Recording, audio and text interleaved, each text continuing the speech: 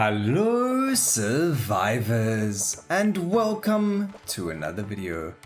It has been forever since we have done a naggling run on missing. I do believe we have done something like this in the past, but you know, for all of the new fans, new subscribers and lovers of Nordic Ashes, I really did want to show you guys what naggling, how ridiculous it becomes when you reset naggling. Also, you know, the whole point of this video was actually to show you what is new coming to Vanaheim. It will be in the full release tonight or later today, depends on the time zone you're in. So we will take a look at that as well. But before that, let's get into leveling our naggling. We want damage and projectiles. Area is going to be amazing. We are going to level this as much as possible. Again, we do have reset. We also managed to get connect on the tree as well, so we're going to be able to get warm brew as well as future zodiac as well as every other thing on the list over here, but we're not really going to focus on that too much. We are going to just get ourselves naggling all the way to level 30 for everyone, and let's quickly show you what is new on Vanaheim while we are at it. So the first things first is the statues. That is the only thing that is actually new. Before, when we first saw Vanaheim, I was like, hang on, what are these statues? They look really cool. You know, they probably do something really cool, and well, we were right, they actually do. So what the developers decided to do was to make the statues shoot laser beams out of their eyes. Now, the way that this works is they are duration based, and they are based on proximity. So you have to be within a certain area, or you know, within a certain space of the statues. As you can see, for some reason my game is statueless, so you know, I'm definitely getting to show you exactly how these statues work without having any on my map. Here we go, we finally found one, and as you can see, we already got hit by the statue. So it is duration based. As you can see, it doesn't follow you all the way around. You can circle it infinitely. What happens is it just resets the duration, and it starts over from the beginning again and carries on shooting you, but it does stop and then start again. It doesn't continuously fire the beam. Then, what I wanted to mention, ladies and gentlemen, I am so appreciative of every single one of my subscribers. However, it seems that a lot of you don't have the bell notification on, and what that means is you missing out on some really good content that I put out that isn't necessarily based on Nordic Ashes. So because of the way that YouTube algorithm works and everything like that, if I don't have the perfect title or the perfect thumbnail, it won't necessarily push out the video. Or if, like, in the very first couple of minutes, you know, the viewers don't really watch it or see it, then YouTube's like, well, this is a crap video, we mustn't push it out to people. So what I would like you guys to do is, one, make sure you watch the entirety of the video. That's going to help me with the algorithm. So if you can watch it from the beginning to the end without skipping any of the bits or pieces, that would be hugely appreciated and welcomed. Next would be to like the video. Let's see if we can get to 100 likes in this video. That is only 5% of my subscribers, ladies and gentlemen. 5% of you need to like the video. That is not a lot of people. So let's see if we can get that done and dusted as well.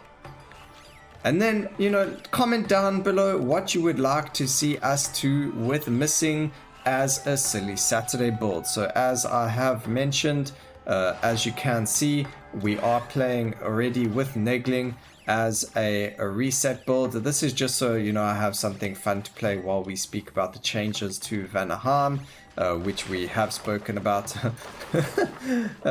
Who needs to reduce the opacity when naggling goes off the screen anyway? I love reset naggling, it's so cool.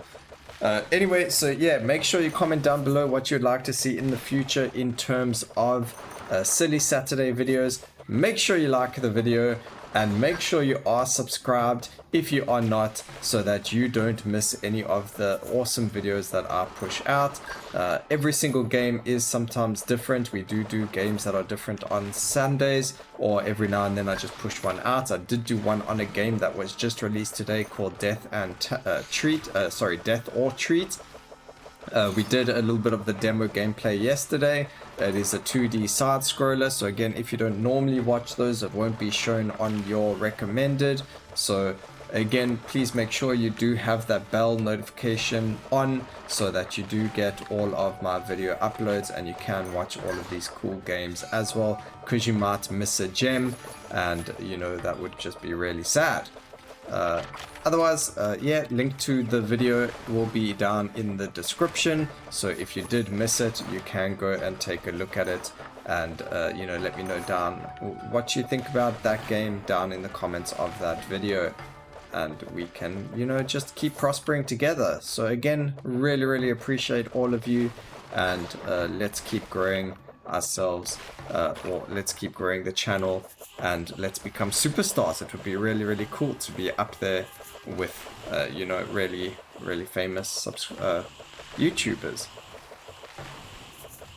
Anyway, let me know as well what you think about the changes to the statues. I think when it comes down to there being these laser beams that are just completely random, it's going to make Ragnarok on Vanaheim quite difficult, but I think by the time Ragnarok comes out on Vanaheim, we will have additional buffs to our characters in terms of, I don't even know in terms of what, but we should get some systems that obviously make us stronger, because we will need some form of a little bit of power creep here and there, because obviously the areas are getting tougher and tougher the further we go on with them. So we are going to need something to make it so that we can you know, be able to do a Ragnarok on this level. Other than that, they did also add 4 statues to the boss room, so now you do have to move around a little bit more, but I'm going to show you something right now that when we get to the final boss fight, I'll show you what you can do if you are going to be struggling with the boss fight still. That's going to help you with these lasers. Again, they are proximity lasers, so as long as you stay within a certain limit of them, you should be quite easy to, you know, maneuver and dodge and just stay safe. So I'm going to show you where you can stand during the boss fight, and we're going to go from there. We got 17 points over here. We can put a point into, well, we can go and get ourselves connect. That's obviously going to help us get ourselves the warm brew as well as the future zodiac as soon as we can, and that's just going to help keep us alive as well as get more XP, and we should be in a very good spot over there. So quickly just do this, hold down while we push tab, just so that we can move immediately while we've got that over there, just so we don't take damage for free. And that's how you do that. So you could see that the laser was on top of us, and we were able to kind of you know, sort the damage incoming from the laser out without taking any damage. That's the wording I'm looking for. Alright, we might as well use that gold ring. It's not like we're going to be able to pick up any of the gold. And finally, we can actually, I don't even remember what was in here. A twig. Let's grab it, because the attack speed can be used for naggling anyway. It does make it so that we swing the sword faster, so the projectiles come out quicker. But as you can see, even though the sword does get bigger, anything that is within the arc of the sword, it does get hit as well. So it does make it a lot stronger for us. We do want more blue hearts here, so hopefully we can get more blue. But if we don't and we only get the red hearts, we're going to skip over that. We want blue hearts. Okay, we can grab that. Less damage received. That's perfect. We don't need any other weapons. Again, we are only going to be resetting this. We can get some crit over there. That's perfect. We are looking for more legendaries anyway. And we got 18 gold left. We can just leave with that. So now, because we are double resetting naggling, and because we're going to have so much damage, we can reduce the damage by 50% to attack behind us as well. Again, we're going to have so much damage that we're going to kill things anyway without the the 50% increased damage for the weapon. But if you don't, or if you're scared to do that, just make sure you do get the damage rolls. Make sure that you do have yourself the greed will be very, very good over here. But as you can see, we are going to be clearing the entirety of the map. It doesn't really matter what happens over here. We can get the 20% damage over here as well. That's going to help us with that, and we should be good. So we're just waiting to kill the 50 more enemies. It should be relatively easy. Picking this up again, looking for damage, so we're going to re-roll. Nothing over there, unfortunately. It's all for the dagger. It's a bit of a problem when you have connect and you have too many weapons, although connect isn't the reason we have all the weapons. We have all the weapons just because we've got missing, and we had to path that way, unfortunately. In an ideal world, you would like a reset, especially for like a silly Saturday and a specific weapon. You would like a reset to be in this slot over here, or one of these slots. That way you can use the main weapon or just one of these weapons without worrying about all of the other ones. So, you know, there is that.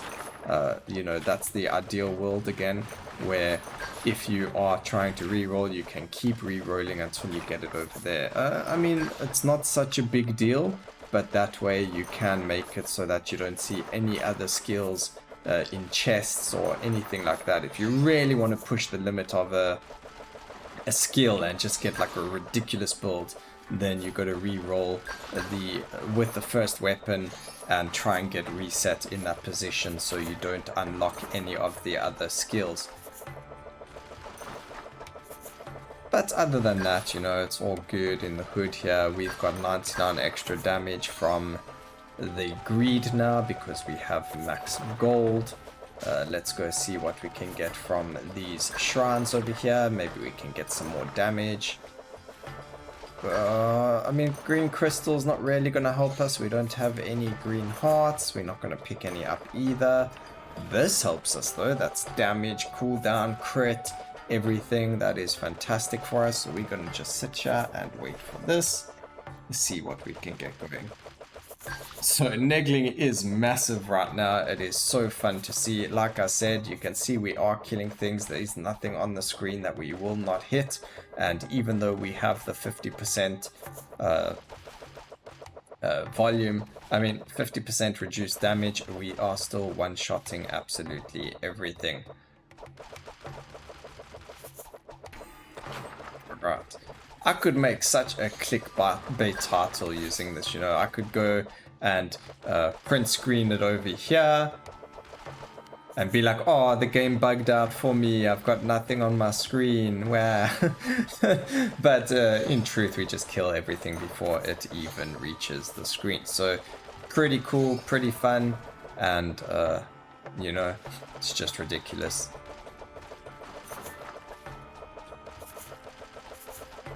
Okay, we got 15 points. Let's see what we're going to put them into. I think we can go into attack speed as well as cooldown reduction over there. We don't need XP, I mean area, sorry, not cooldown. So we don't need XP. Again, we're not really going to do anything more than just having ascended the sword. Maybe we could ascend something else that's in the constellation, but there's no real reason to do it. As you can see, we just annihilate absolutely everything anyway. So there's really no real reason to do this. If we were trying to speed run, we would actually be on the final boss. Well, not the final boss now, but we would be fighting the wave 3 boss at around this time as well, especially if you were doing Ragnarok and you wanted to try and get your times as quickly as possible. Keeping an eye down on the time is very important, and not spending a lot of time in your constellation. Anyway, that's a whole nother story. Maybe I need to make a video of speedrunning as well, so that can be something in the future. Whee, run away!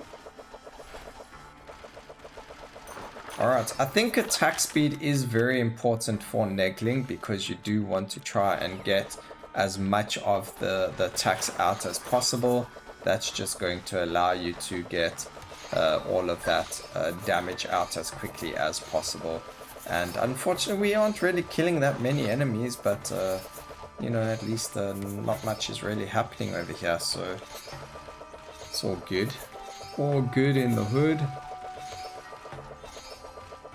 32 skill points, let's go use them on absolutely everything. Projectile speed, we don't even have projectiles. And then we can go for something like XP, I guess. Level up this. And I guess we'll wait for 22 skill points to put into the ultimates. That's the only other thing that we need left here. And then we're in a fantastic spot. So again, we can just sit back, relax, enjoy the lovely look of what naggling looks like every time it decides to attack. As you can see, it deals massive amounts of damage. It's dealing massive amounts of area damage, and it's just so good. So beautiful.